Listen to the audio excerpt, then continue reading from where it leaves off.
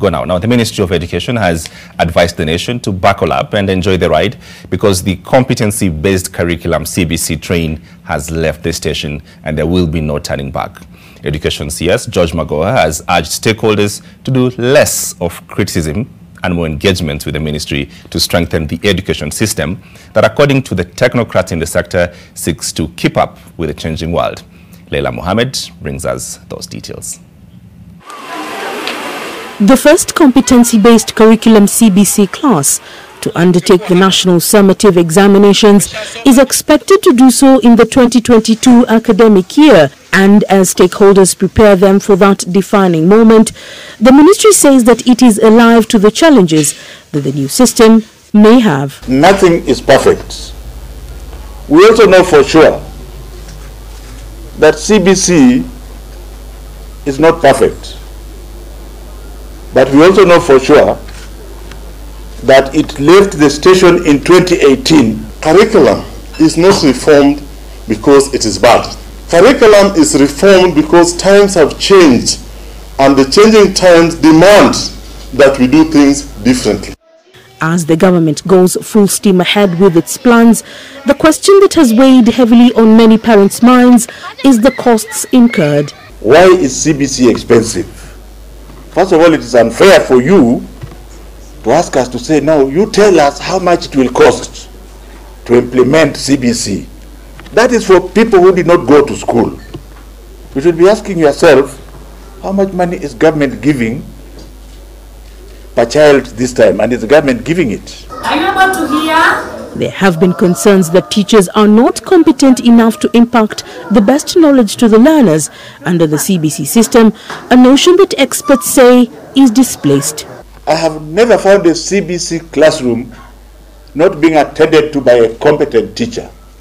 So what the hell are you people talking about? Who has stopped you from going there? Teachers have been asked to engage the learners within the context of the environment they are in, and that they should improvise at times when a matter would require an extra expense to the learner. The good teachers that are working in public primary schools, if there's anything to be printed, it should be actually not printed, it can be projected in the school. Because every school has a means. Printing should be optional for those who can afford. While the process may not be as smooth as many have expected, the ministry says that much is based on ignorance. Why are we making things so difficult? What do people want to do when they demonize one of the most important things that is going to be the presidential legacy project? If it is politics, excuse me, I don't do it, and leave me out of it. The ministry also says parent engagement is not negotiable. The challenge that is there currently is the availability of the parents when they are called to school so that they can be explained some of the things they are talking about. Every parent is intelligent. They must engage their children, whether they like it or not. Because that's why the children are behaving the way they are behaving now. Who told you are just supposed to produce a child, then you're allowed to go to school? So I'm going to encourage the parents.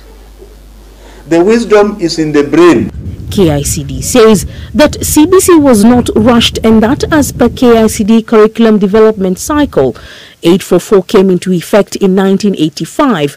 The findings of the summative evaluation of the 844 in 2009 indicated that while it was conceptualized to enable learners to be self-reliant, this had not been achieved. Invited today. KICD believes that generally the 844 system focused on examinations at the expense of developing learner competencies, which is what CBC, according to them, is meant to be anchored on. Leila Mohammed, NTV.